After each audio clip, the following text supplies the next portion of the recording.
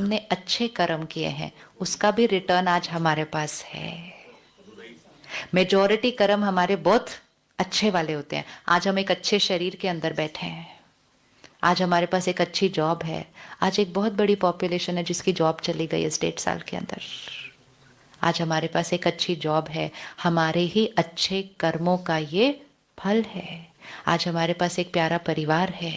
आज हम spiritual principal सीखने के लिए यहाँ इकट्ठे हुए हैं, ये हमारे कर्मों का फल है। निमित्त भले हम बोले ओ नीरज भाई हमें लेकर आए, भले निमित्त, कोई सिर्फ निमित्त होता है, बाकी हो सिर्फ सब कुछ वो रहा है जो हमारे कर्मों का भाग्य से हम लिखकर लाए हैं। तो 99% हमारे कर्म बहुत परफेक्ट होते हैं, तो हमारे भाग्य भी 99% बहुत अच्छा ही चलता है। कुछ एक आधी चीज आ जाती है, लेकिन अब जैसे ही वो कोई एक आधी चीज आ जाए तब सिर्फ हमें ये ध्यान रखना है कि ये मेरे पास क्यों आ रही है।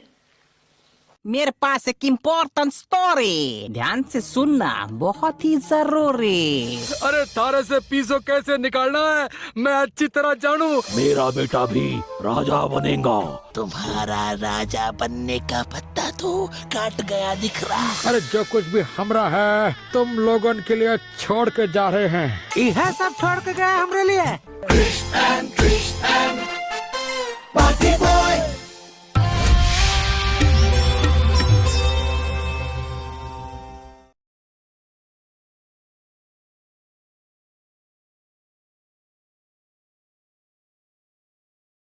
ऑफिस के लिए भी फटाफट से रेडी होना है। क्या बनाऊं जिसमें प्रोटीन हो? मुझे चाहिए था एक ऐसा इजी सोल्यूशन जिससे प्रोटीन रिच मील्स बनाना मेरी डेली रूटीन का इजीली पार्ट बन जाए। इसीलिए मैंने स्विच किया टू आशीर्वाद आटा विद हाई प्रोटीन। इस आटे की बस 3 रोटियां is equivalent to 25% of daily protein requirement. जो हम यहाँ से क्रिएट कर रहे हैं वो हमारा कर्म, और जो हमारे साथ हो रहा है वो हमारा भाग्य। 5 बजे सुबह जाओ रोड के ऊपर, एक रेड सिग्नल ऑन होता है वहां पे, कितने लोग रुकते हैं? चल कैमरा नहीं है, मैं तुम बॉयसर में कैमरा नहीं होगा, है ना?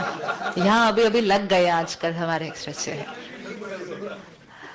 सिर्फ चेक करो 5 बजे का टाइम है या सुबह 4 बजे का टाइम है, सड़क पे कोई है नहीं, रेड सिग्नल सामने ऑन है, क्या करना है?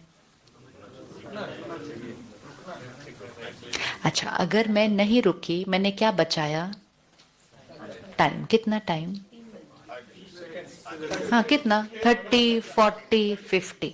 अब इसको कहते हैं इंटेलिजेंट बिजनेसमैन क्या करेगा, ठीक है? मैंने 30 सेकंड्स बचाए। क्या तो हम अचीव कर लेंगे 30 सेकंड्स के अंदर, लेकिन फिर भी मैंने 30 सेकंड्स बचाए, लेकिन मैंने अपने मन को नियम, संयम और मर्यादाओं को तोड़ने की आदत डाल दी। मैंने कहा ये चलता है, फिर मेरा मन थोड़े दिन के बाद बोलेगा ये भी चलता है, फिर थोड़े दिन के बाद बोलेगा ये भी चलता है, और फिर धीरे धीरे मेरा लेवल इधर तक पहुंचेगा कि मुझे जीवन के दूसरे रेड सिग्नल तोड़ने में भी प्रॉब्लम नहीं होगी। इसीलिए कर्म करो अपने लिए, पुलिसमैन के लिए नहीं, फाइन से बचने के लिए नहीं।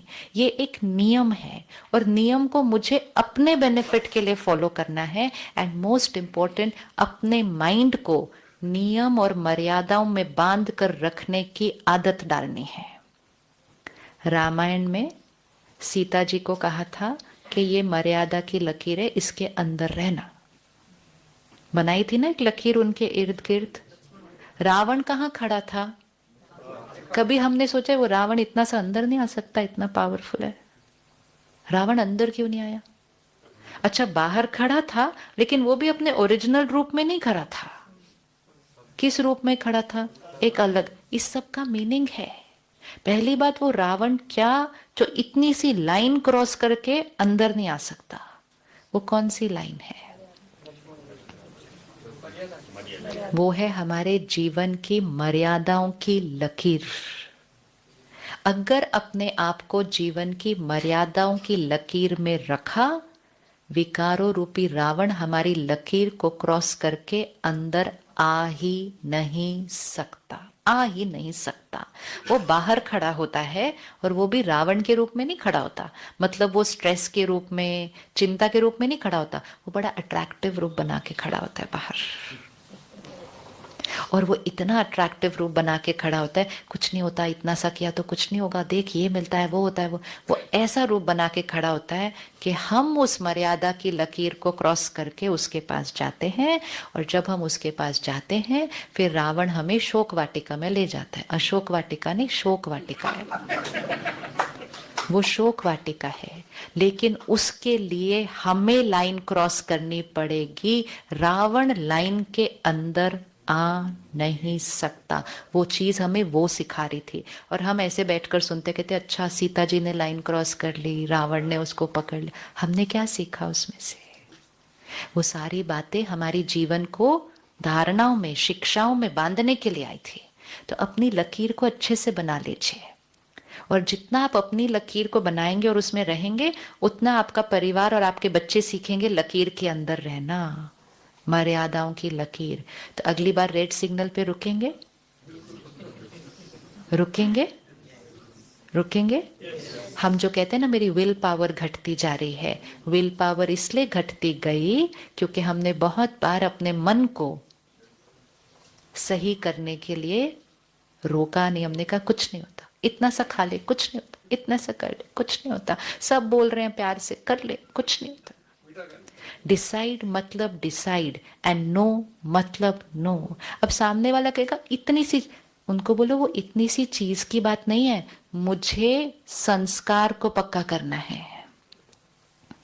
It is not about that. It is not कि अगर आपने इतना मीठा कुछ खा लिया तो आप बहुत बीमार हो जाएंगे, नहीं।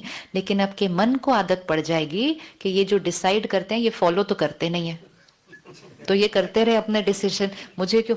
फिर हम बाद में कहते हैं मैंने डिसाइड तो किया था लेकिन मुझसे वो हुआ नहीं, क्योंकि वो जो थोड़े दिन थे ट्रांजिशन के, हमने उसमें no means no means no. तो कोई भी चीज पक्की करो।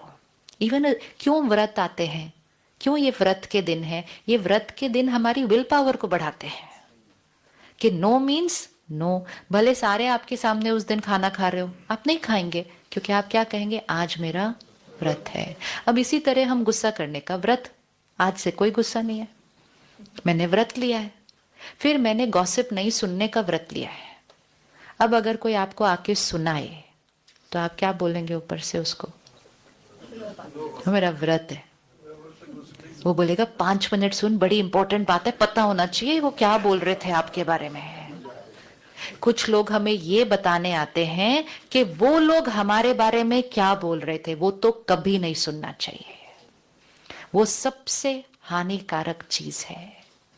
जो आपको सुनाता है वो भले बिल्कुल सही सुना रहा है, जो उसने सुना वही सुना रहा है, लेकिन उसका फिल्टर अपने संस्कारों का, वो बात उसके फिल्टर के थ्रू क्रॉस होके आती है, और वो जो बात आपके पास आएगी वो एज इट इज आ ही नहीं सकती है। गेम में भी सिखाया था ये? अच्छा, ये तो मुझे पता नहीं। चाइनीज विस्पर्स का रीजन भी क्या है? सपोज किसी का संस्कार है बड़ी बात को छोटा करना, ठीक है? तो सामने वाले ने कहा पता है ये हुआ ये हुआ, वो आपको आके बोलेगा पता है बस थोड़ा सा कुछ हुआ है, उसने करेक्ट नहीं सुनाया। क्यों? लेकिन उसके अंदर विशेषता थी, बड़ी बात को छोटा करना। किसी के अंदर संस्कार होगा छोटी बात को बड़ा करना। इतना सा हुआ, वो बोलेगा पता है क्या हुआ, फिर मालूम है क्या हुआ। वो झूठ नहीं बोल रहे, लेकिन वो उस बात को अपने संस्कार के थ्रू ही सुनाएंगे ना। हर एक का संस्कार है। तो अगर किसी को आपको लिए कुछ कहना है तो उनको कहना डायरेक्टली मेरे से बात करना, जो है मैं सुनने के लिए रेडी हूं, लेकिन वाया वाया मेरे पास इंफॉर्मेशन भेजना नहीं, डायरेक्टली बताओ मुझे, ताकि आपका और मेरा कम्युनिकेशन में कभी कोई मिसअंडरस्टैंडिंग नहीं आनी चाहिए। इसीलिए हम 2 जोन बनाते हैं अब ऑफिस के अंदर, एक नो एंगर जोन और दूसरा नो गॉसिप जोन। तो गॉसिप करना नहीं, लेकिन मोस्ट इंपॉर्टेंट